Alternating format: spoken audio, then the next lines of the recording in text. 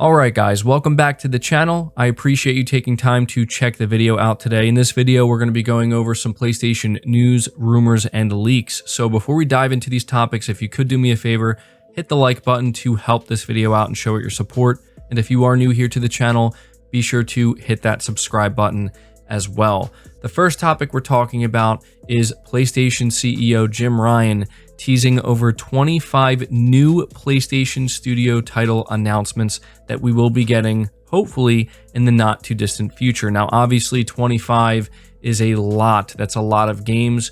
It's obvious that we're not going to be getting all 25 of those games revealed over the next 6 months to a year. But nonetheless, while celebrating the 1-year anniversary of the PlayStation 5, we have not only Jim Ryan reminding us that this is just the beginning, but we also have the head of Sony's first party, that being Hermen Hulst, letting us know that he's very excited to share some new game reveals with us as well. So this is reading from the PlayStation blog. It was written up by Jim Ryan. He says, "Happy birthday, PS5. A year seems to have flown by rather quickly since the first day that gamers were able to get their hands on PS5, and I am deeply honored and humbled to celebrate this amazing first year with all of you. So much has happened in just 1 year, from the day we lit up landmarks and other iconic places all over the world to mark the arrival of PS5. Incredible games such as Ratchet & Clank Rift Apart, Returnal, and Deathloop launched. SIE acquired the talented development studios Bluepoint Games, Firesprite, Housemarque, and Nixxes. We revealed our next-generation VR system for PS5, and most recently, we've unveiled new footage and exciting updates for upcoming titles such as God of War Ragnarok, Gran Turismo 7, and Horizon Forbidden West, all from PlayStation Studios, and announced Star Wars Knights of the Old Republic remake during our September showcase. A busy year indeed, and we are just getting started with PS5. The imaginative game creators and publishing partners we work with have launched more than 360 games on PS5.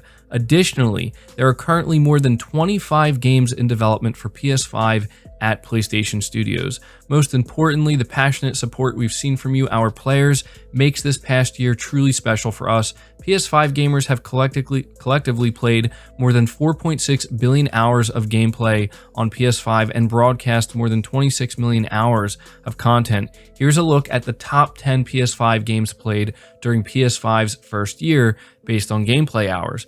So when you look at this list, it's not too surprising, but there are some things here that I do find surprising. So at the top, we have Fortnite, then we have Call of Duty Black Ops Cold War, FIFA 21, NBA 2K21, Assassin's Creed Valhalla, Destiny 2, MLB The Show 21, Marvel Spider-Man Miles Morales, Demon's Souls, and NBA 2K22. I'm going to come back to this list in a moment, but the blog finishes by saying, "You've made PS5 the biggest console launch in history, and I truly can't thank you enough for your support and dedication this past year. I also want to thank everyone in the community for your patience. We continue to see historic demand for PS5, and we understand the inventory constraints remain a source of frustration for many of our customers. Rest assured that we are laser focused on doing everything in our power to ship as many units as possible. It's something we work on every day across the company and remains my top priority. Again, we appreciate your patience as we navigate through these unprecedented global challenges. There's plenty of great things to come for PS5 in the future, and I look forward to sharing more of these extraordinary moments with you.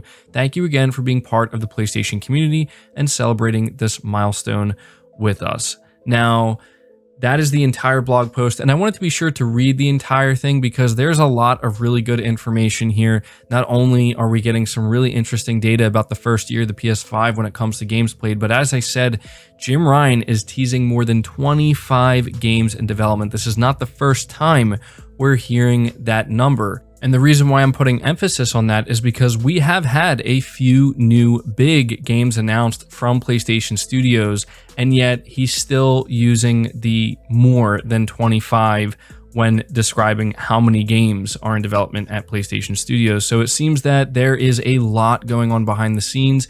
That is not surprising. Sony has been pretty quiet and pretty tight-lipped when it comes to what they're working on behind the scenes. It's even gotten to a point where there seems to be very few reliable insiders who know exactly what's going on. And for those who do know, they're certainly not willing to explicitly share the information, which is understandable. Maybe it'll work out better that way because it preserves the surprise. But when you look at the data here, you know, a lot of people, I think, are not giving enough credit to games like Demon's Souls being on the top 10 most played. Honestly, a game like Spider-Man Miles Morales, it's nice to see it there. Same with MLB The Show 21. These are two first-party PlayStation titles, and, you know, one's a sports game, one is Spider-Man, so it's kind of expected for them to be here. But the fact that Demon's Souls made this list of games is quite shocking to me, simply because it goes to show just how appreciative PlayStation 5 owners are of a title like this, considering how it's a brutal title. It's very difficult. It's certainly niche. It's not for everyone, and it still made the top 10 list of most played PS5 games from the first year of the console being out. That is very impressive, and I think is a testament to just how good From Software's games are, but also how good of a job Bluepoint Games did at really bringing this game to life on the next generation console. But one last thing I do want to bring to your attention before we move on to the next topic is the head of PlayStation Studios, Hermen Hulst, taking to Twitter. He says, "Thank you to all our fans for making the first year of PS5 so special. Your support and passion for PlayStation games means the world to us. I can't wait to show you more of what our amazing PlayStation Studios teams around the world are working on." And what's even more interesting is we have Phil Spencer seemingly congratulating PlayStation and Hermen Hulst, and Phil says the teams did really good work under trying circumstances. Congrats on a great first year. And I wanted to be sure to point that out because I love to see the executives at Xbox as well as PlayStation kind of going back and forth and congratulating one another and having this positive interaction. But I do want to focus on the last part of Hermen Hulst's tweet where he says, "I can't wait to show you more of what our amazing PlayStation Studios teams around the world are working on." I just want to acknowledge the fact that we have the two higher ups that are the most public-facing figures within PlayStation currently coming out and, while celebrating the first year of the PS5, just making it very clear that they have a lot more that they're going to be showing us. Now, I don't want to jump to any conclusions and say, well, hey, maybe this means they're going to announce a bunch of stuff before the end of the year. Maybe this means PlayStation Experience is coming back. Maybe this means that Sony's going to have a ton of new game announcements at the Game Awards. I'm not saying that, but I just do find it interesting that they really wanted to drive that point home. It almost makes it seem like they will be revealing maybe a few things sooner rather than later. That's just my thought. Maybe you guys can let me know what you think about that down in the comments below. But we are moving on to the next topic, which is talking about Guerrilla Games looking to hire people with live service experience for an unannounced project. This is reading from Push Square. They say Guerrilla Games will be full steam ahead working on Horizon Forbidden West right now, but studios of this size usually have future plans bubbling away in the background. We have no doubt that work may have already begun on the developer's next title, and judging by a new job listing, it's possible it could go the route of live service. A new post is currently advertising for the role of Project QA lead, and it appears to be unrelated to Aloy's sophomore adventure. Develop testing strategies and plans and lead a QA team for an unannounced future project, the description reads, telling us that the studio is making plans for at least one new game. What's most interesting is that Guerrilla wants to fill this senior position with someone familiar with games as a service. The team is recruiting somebody with at least 3 years of experience in a lead or supervisory role in games QA, ideally on an online game as a service or live service project. While that doesn't tell us a whole lot about this future game, it does suggest the Amsterdam studio will be exploring live service in some form with its next project. This is as much information about the game as we have right now, so speculating on what it might be wouldn't get us very far. We do at least know that Sony has gone on record to say that it wants to improve its multiplayer offerings, so perhaps Guerrilla will re-enter this space. It does make some sense. The developer does have online multiplayer experience with its Killzone titles. We recall rumors of a multiplayer title floating around a while back, and so that's where I kind of want to jump in here and say that Guerrilla Games absolutely, I feel like I've said it over and over again, but it's worth reiterating because different people, you know, come across my channel and my videos at different times, but Guerrilla Games does absolutely have a second title in development that's been in development since 2018. It has not been officially revealed yet, and it's largely agreed upon. We don't know for sure that it's going to be a multiplayer shooter. I do think that there were some hints in previous job listings that made that clear. And so the big question everybody has is this second game from Guerrilla a new Killzone, or is it the return of Socom, or could it just be a new shooter IP of some kind? What I do think is that that's exactly what this is in relation to, because if this is going to be a multiplayer shooter, there's no doubt it's going to be a live service game. That doesn't mean it won't have a single player aspect to it. It very well could, but if it's going to be SOCOM, it's going to have a live service aspect. If it's a Killzone game, it's going to have a live service aspect. And so I'm hoping that we can learn soon what the second game is that's in development, because I keep seeing these articles pop up and it being reported on about, hey, like Guerrilla's hiring for this and then they're hiring for that, and it's not for anything in relation to, you know, Horizon Forbidden West. I'm really curious to see what this game is going to be. So at this point, I'm going to ask you guys to leave your thoughts down in the comments below and tell me if you think that this is in relation to that multiplayer shooter, and do you think it's more likely that it's going to be SOCOM or Killzone or a brand new IP? Let me know down below. Moving to the next topic, we have the official Twitter account for SIFU. They're called SIFU Game. This is a indie title that's going to be a console exclusive for PS5 and PS4 that's coming out in February of 2022. I'm sure many of you know about this game. We've seen it a few times now. I think it looks incredible. I absolutely cannot wait to play this game. But on their Twitter account, they posted, "We've got a big announcement coming up," with 2 fire emojis. "Tune in next week for some exciting news about SIFU." Now, it's anybody's guess what this could be. I've seen some people speculate that they're going to announce a demo. I've seen some people say that they're going to announce it's releasing on like Xbox or something. I don't think that's going to happen, but you know, there's been a lot of different speculation as to what this announcement could be. There's obviously some people saying what they hope it will be, and I have to say a demo would be incredible, but what we do need to pay attention to is that they're coming out here saying, hey, we want you to have SIFU in your mind and pay attention to what we're going to announce next week.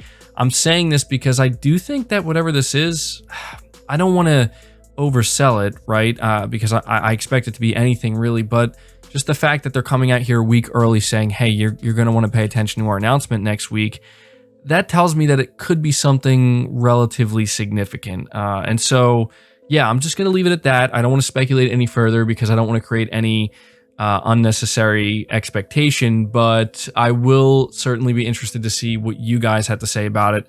What do you think this announcement is going to be for SIFU? What do you want it to be? Moving on to the next topic, and this is where we're going to end the video. We're talking about the Game Awards. Now, this was some information that came out earlier this week, but I'm just getting around to covering it now. But I do think it's relevant because I do believe, like 100% for sure, that PlayStation is related to this information. So reading from PlayStation Lifestyle, the Game Awards 2021 organizer Jeff Keighley revealed that the upcoming game industry event will host new game announcements in the double digits and will be the biggest lineup yet, along with 40 to 50 game announcements with release dates between 2022 and 2023. A live orchestra will return with this year's event. Furthermore, Keighley also assures fans that there will be no announcements relating to NFTs. In an interview with Epic Games, Keighley discussed the Game Awards' return to a live audience after last year's fully online showing. Earlier last month, he announced that the awards show would return on December 9th, 2021. Adding to this announcement, Keighley clarified that this year's event would focus more on game announcements and news rather than celebrity appearances and performances. And so this is what he's quoted with saying, "You know, it's great to have celebrities, it's great to have music, but I think focusing really on games is important, especially this year. There'll be a lot of content for 2022 and 2023 that will be showing us our kind of biggest lineup yet of world premieres and announcements. What we really learned last year is that at the the end of the day, it really is the games and the trailers that drive the show. Additionally, Jeff Keighley stated that the event would feature 40 to 50 games in some way or another. Notably, there will be new game announcements in the double digits, as we said, with many of the games centering around the next generation of consoles. And that's the one thing I also want to put emphasis on, is Jeff Keighley is basically saying that there's going to be some next-gen stuff, like real next-gen stuff. And, you know, I've seen a lot of different responses to this. There have been a few people, I think, saying, look, this is the same stuff we hear every year, where Jeff Keighley's coming out here overhyping the event. We tune in for what turns out to be a 3-hour show, and there's really not any major announcements or very few exciting announcements. And there's too many celebrity appearances. There's too much focus on other things outside of games. And so I will say this. I think that Jeff Keighley is absolutely saying the right things here. And I want to be excited. I want to believe that this is going to be a really good show, because I think it needs to be. I think that things have been tough for the past year for everybody, but the past year and a half, it's been tough, and I think if we can get a really, really solid show with some big announcements, some actually very exciting announcements at the end of the year going into 2022. And if PlayStation happens to be part of that show, if PlayStation happens to be one of the publishers that's showing like this next gen stuff, I mean, it has to be them, right? Like Sony has to be part of what he's talking about for sure. Then I think, it could end the year on a really, really high note. But again, I don't want to get overly excited, and I don't want to hype people up. That's Jeff Keighley's job. I'm just relaying the information. I absolutely will be tuning into the Game Awards. I'll be streaming it, and I'm obviously going to be hoping that Sony shows up in a relatively significant way. But that's going to do it for the video, guys. I hope you did enjoy it. I hope you did find it informative. Be sure to leave your thoughts down in the comments below. Leave it a like if you found it informative. Subscribe if you're new. Hit the bell notification icon, and feel free to share the video out on top of all that. But until next time, guys, take care.